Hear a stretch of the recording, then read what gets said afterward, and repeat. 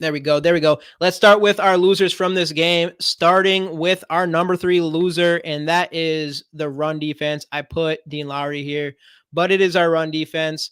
Again, do you have the stats up still, Casey? Yeah, yep. 36 carries, 162 yards in total, 4.5 per carry. Deontay Foreman, lead rusher, 15 carries, 65 yards, 4.3 per carry. Justin Fields let him get out for 8 rushes, 46 yards. Yeah, not great, not great, unfortunately. And like Deontay Foreman ain't anything, and Justin Fields just letting Justin Fields get loose was what shouldn't say loose. He didn't necessarily get loose, but letting him get anywhere is just I don't know, man. It was frustrating. And this is another thing because we saw the last time we saw our run defense get really beat up, much worse than this probably, but was it that Eagles game? And it was kind of the idea that, we're just trying to contain the quarterback and Jalen Hurts. And this is again, after him a little. We're trying to contain Fields here, but we shouldn't be so worried about him throwing the ball. But even when Justin Fields went out, Foreman was still just getting yards on us. And I don't know if our defense was tired towards the end of the game or what, but our run defense definitely a low for this game. Yeah. By the way, Justin Fields, everyone's preseason MVP, 6 of 10, 58 yards, 1 pick before he got hurt. What's that? So Justin Fields was 6 of 10 for 58 yards. Oh yeah. Before he got hurt, everybody's preseason MVP. Like, whatever. Yeah. So I mean, and we'll get actually to that eventually as well. But number 3 for winners, we just put coverage in general. What did we have here? We ended up with allowing only 140 yards. Yeah. 140 yards and had 2 interceptions, 0 touchdowns thrown. That was it was huge to see from our pass defense. I think obviously we didn't have much to worry about. I'm not worried about Justin Fields. We already talked about it. And I'm also not worried about other than DJ Moore. He's kind of the guy that you do have to worry about. And at the end of the game, you did see a little bit of him because he still ended up with 5 catches for 51 yards. But otherwise, fantastic play by our coverage. And I mean, you probably could put Brian Flores on this in total by himself. But yeah. Absolutely. The defense, like there's a reason everyone's saying we look more like a defensive team than an offensive team now, right? I mean, yeah, again, Justin Fields ain't much. We did allow Tyson Badgett to go 10 for 14 for 83 yards. So that's not great.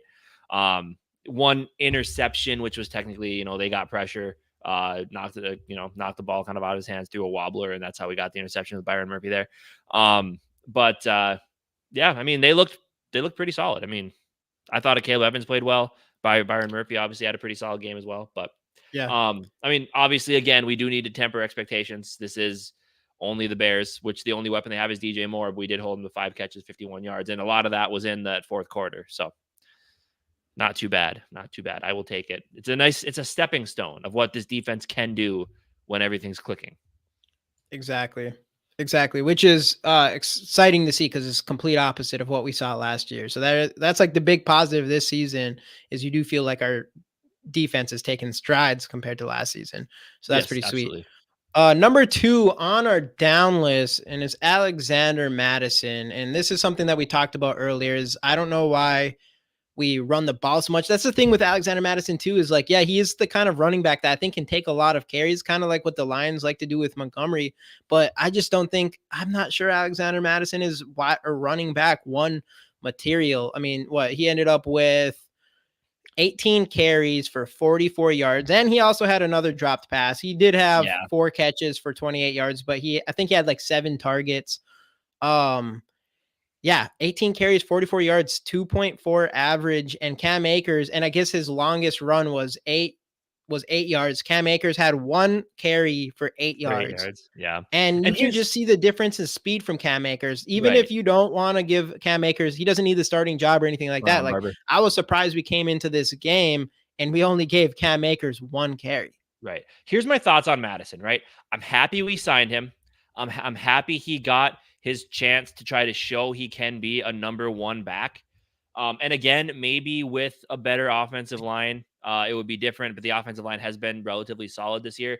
And this is one of those, like you can't, you want to look at it and be like, well, the offensive line isn't whatever, right? And you can make the same arguments with Kirk as well on some of the things we talked about earlier with him.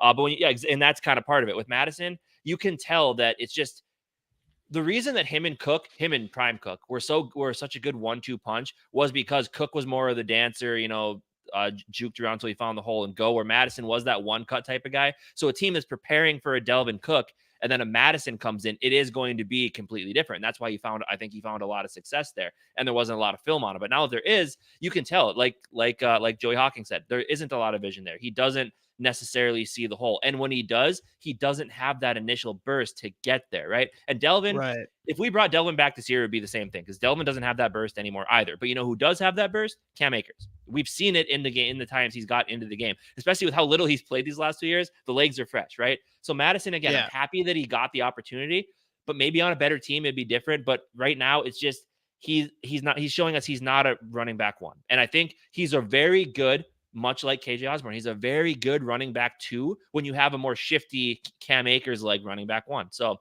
I love Madison. I think he's a hard worker and he's good, but he's not. He is proving he's on this team at least, and this is all we know about him. So you have to kind of take this as what it is. He might not be a prime RB1 candidate. He might be, I think he kind of is what he is. He's a great change of pace bruiser type back. He's not, it's unfortunate, but I think that's the truth. I do think going forward, we should just see some more Cam Akers. Like you said, even the vision, Cam Akers' vision, he had one run and you could just see more vision from him in that one run than the whole time out of Madison. And just the speed, like there's been a couple times already with Akers where it's just he was a foot tackle away from breaking a huge run, and that's one thing we are missing. And people talk about Delvin Cook, like, oh yeah, see, I told you we'd miss Delvin Cook because Delvin Cook can break a game wide open at any moment. Even though, to be fair to that, Delvin Cook hasn't been able to do anything like that this year, anyways. But it is true, like we don't have that player on this team from a running perspective that can break one open out of nowhere, and that's going to be the big thing. And like Kareem Hunt, but and that's a big thing, is that Akers has that potentially, and Akers has showed it even with the Rams. I don't know why he got put in the doghouse the way he did, but it's obvious that he's able to do that, and I don't see why you don't just put the ball in those type of players' hands more, no matter what, because that can change a game at one instance. And we haven't, outside of Jordan Addison and his deep throws, and then maybe in a couple Justin Jefferson catches, we haven't had any of those really big game breaking plays yet this season that we've been seeing from our running back position since we've been spoiled with Adrian Peterson in 2007. So what's our longest run this year? I don't even know, to be but real, it can't be that long. Like probably like 25 yards or something. We definitely don't have a long touchdown. Not like a really long touchdown for sure. So I don't know. We need to figure that out. And I think that's part of what's maybe slowing down the pass game too, is the inefficiency of the run game. And it goes both ways as well. So I don't know. It's frustrating, man. And I think it definitely is kind of part of the reason that's holding this offense back. And I hate to say it, because again, I do like Alexander Madison, and I think he's a good running back. But not just, I mean, our community loves Alexander Madison. Absolutely. We know his dad and that whole thing. So it's and like, this isn't supposed to be a slight. Like it sounds like a slight, but I mean, there's a ton of players that would kill to be a good complement running back, But I don't know. It's just kind of right.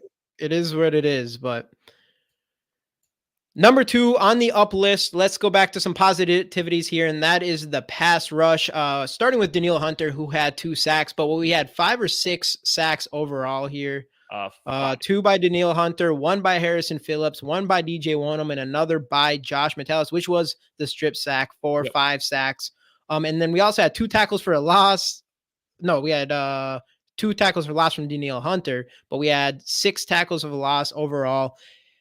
Our pass rush showed up yesterday, and that's another reason why I do think, and because we've been talking about the whole time, like we've been getting some pass rush. I think we're the number 1 blitzing team in the entire NFL. We just have not been able to get to the quarterback, and we finally were able to get home this game, and that's huge. And that was huge for our secondary as well, because we already had them on this list, but a lot of that could have came from our pass rush, and that was huge. I mean, that strip sack with Jordan Hicks, game breaker. That's something we were hoping from this beginning of the season. Something we missed last season was those kind of plays from our defense.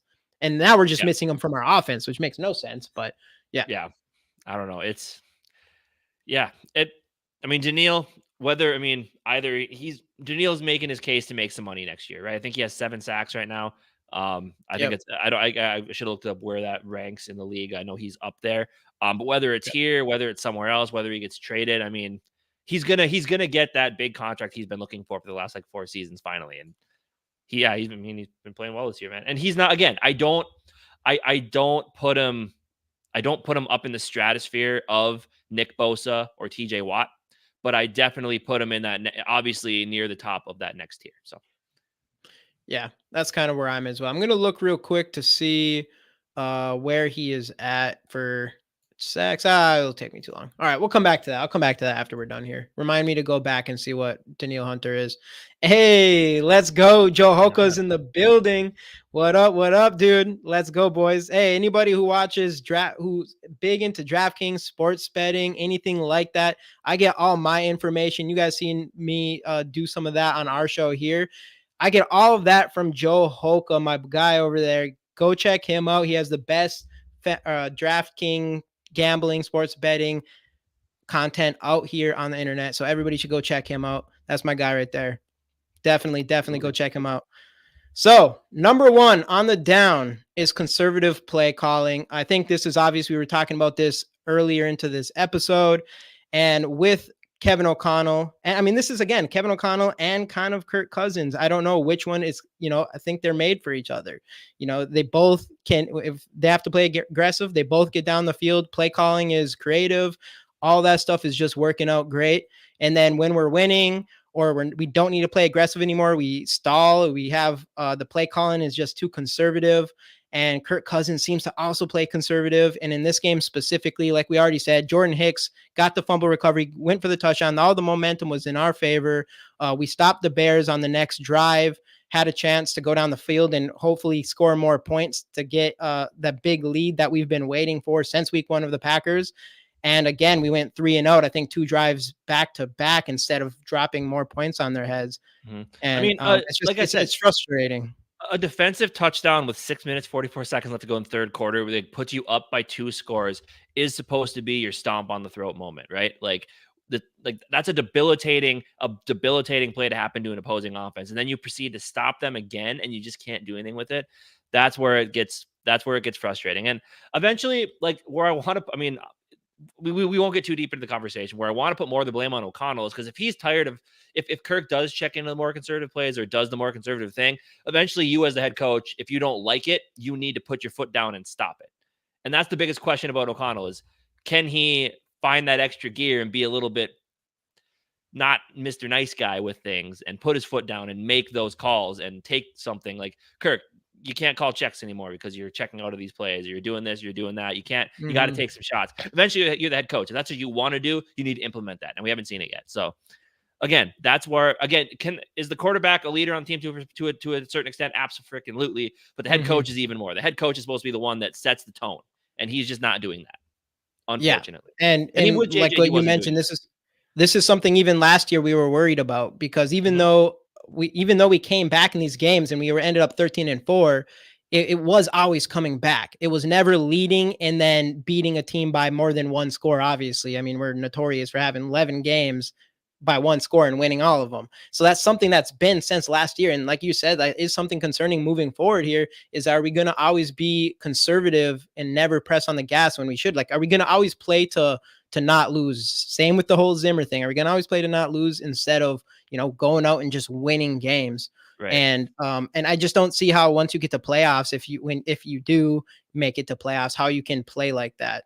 I think you have to always play to win. You have to go out and try to, dominate the best you can. And we haven't done that single time since week 1 of last year against the Packers. And this was the game that could have happened. And we decided to pull off the gas. So yeah, man, frustrating on that. It is absolutely frustrating. But we'll end here with our number 1 winner, and that is Jordan Hicks, who absolutely balled out with a really nice interception. I mean, the ball got tipped in the air, but still really nice interception by your middle line or your inside linebacker. And then he had the fumble recovery. He had both. The interception was Murphy. Oh yeah, he did have an interception. He did have an interception. Yeah. He had the botched ball interception, and then he had picked up the the strip sack by Metellus and brought that to the house, which really changed the whole game for the Vikings. Obviously, Yeah. our offense could have took better advantage of it, but yeah, big game by Jordan Hicks. And Jordan Hicks has been solid all year long. Like last year, everyone wanted him gone. They said he's going to be the odd man out, surprise cut going into the season. And I mean, obviously, he's a vet. He heard that, and he's been just absolutely balling. I think he's been one of the best players on the defense. I guess from an expectation standpoint, but yeah, man, like he's Easily. been phenomenal. He's You been could argue kind of he's the the heart and soul MVP of of this the team. defense so far. Right. There's a reason why he got the captaincy this year for sure. So I love to Yeah. see it. And again, if you do look to sell, all this is doing is increasing his trade value. So I like it. Yeah. But yeah, Jordan Hicks has been